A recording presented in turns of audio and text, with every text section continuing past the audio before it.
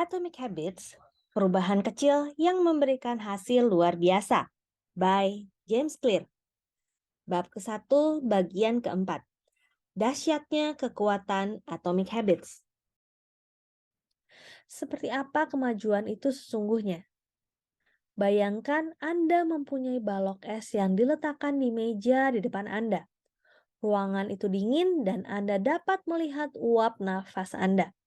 Temperatur saat ini -3,5 derajat Celcius. Meskipun pelan, ruangan mulai menghangat. -3 derajat, -2,5, -2. Balok es di depan Anda masih ada. -1,5, -1,1, -0,5. Masih belum terjadi apa-apa.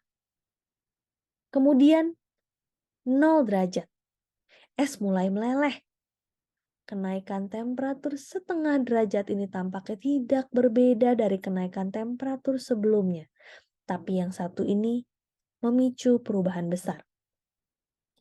Peristiwa-peristiwa terobosan seringkali terjadi akibat banyak aksi sebelumnya yang menghimpun potensi sampai cukup untuk memicu perubahan besar. Pola ini terjadi di mana-mana. Kanker menghabiskan 80% hidupnya tanpa ketahuan dan tiba-tiba berhasil menguasai seluruh tubuh dalam hitungan bulan.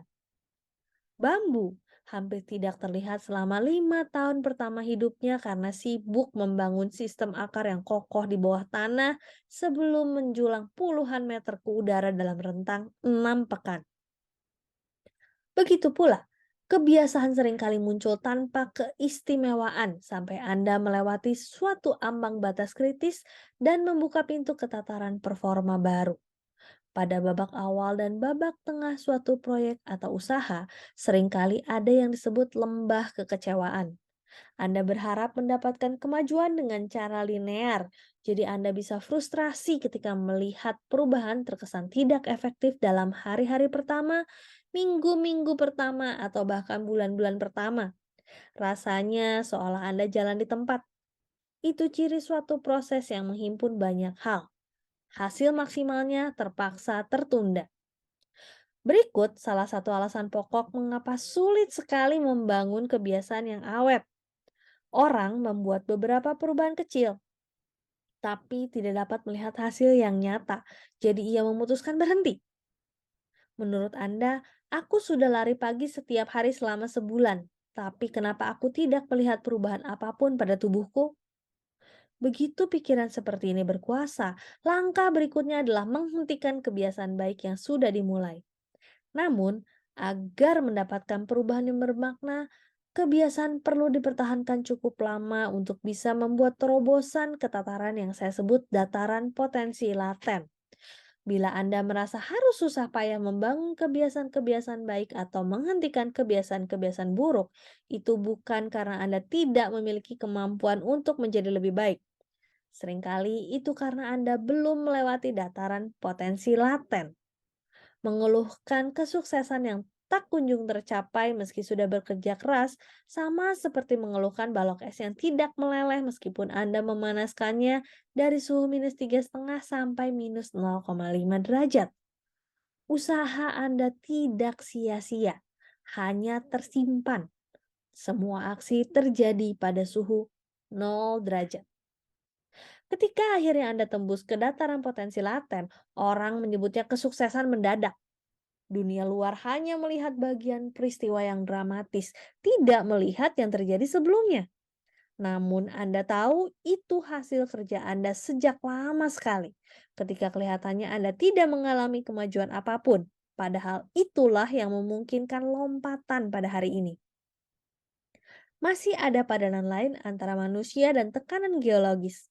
Dua lempeng tektonis dapat bergesekan satu sama lain selama jutaan tahun dengan ketegangan yang terus terbangun. Kemudian, pada suatu hari, kedua lempengan itu bergesekan lagi, sama seperti yang telah terjadi selama berabad-abad. Tapi kali ini, ketegangannya sudah terlalu besar. Gempa pun terjadi. Perubahan dapat berlangsung bertahun-tahun sebelum pengaruhnya muncul sekaligus. Penguasaan sesuatu menuntut kesabaran. San Antonio Spurs, salah satu tim paling sukses dalam sejarah NBA, memajang kata mutiara dari tokoh reformasi sosial Jacob Riis pada dinding ruang ganti mereka. Ketika apapun terkesan tak ada gunanya, saya sengaja pergi menyaksikan tukang batu mengayunkan martil ke sebongkah batu cadas, mungkin sampai 100 kali, tanpa menghasilkan satu retakan pun pada cadas itu. Namun, pada hantaman yang ke 101 kali, cadas itu terbelah menjadi dua. Dan saya tahu, bukan hantaman terakhir yang menyebabkannya, melainkan semua hantaman yang dilakukan sebelumnya. Perhatikan gambar dataran potensi laten berikut. Kita sering berharap kemajuan berlangsung secara linear. Setidaknya kita berharap hasilnya datang dengan cepat. Dalam kenyataannya, hasil usaha kita seringkali tertunda. Baru setelah berbulan-bulan atau bertahun-tahun kemudian kita menyadari nilai sejati kerja keras yang kita jalani sebelumnya. Situasi ini dapat menghasilkan lembah kekecewaan, tempat orang merasa putus asa setelah bekerja keras berminggu-minggu atau berbulan-bulan tanpa mendapatkan sedikit pun hasil. Bagaimanapun, usaha itu tidak sia-sia, hanya ditabung.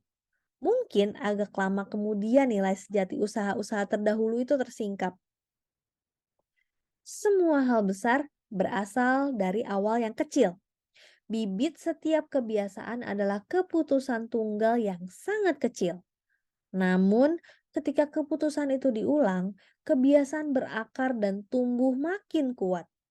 Akar-akar mencengkram makin dalam dan cabang-cabang terus tumbuh. Usaha menghentikan kebiasaan buruk sama seperti merobohkan pohon beringin yang sangat besar dalam diri kita. Dan usaha membangun kebiasaan baik sama seperti merawat tanaman bunga yang sangat sensitif setiap hari. Namun, apa yang menentukan apakah kita bertahan pada suatu kebiasaan cukup lama agar selamat sampai ke dataran potensi laten dan tembus ke sisi lain?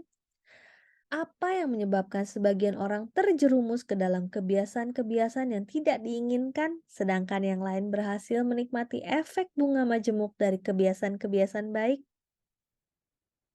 Semuanya akan kita bahas di bagian selanjutnya. Demikian Atomic Habits bab 1 bagian keempat. Saya Roswita Anggraini, sampai jumpa di bagian selanjutnya. Terima kasih.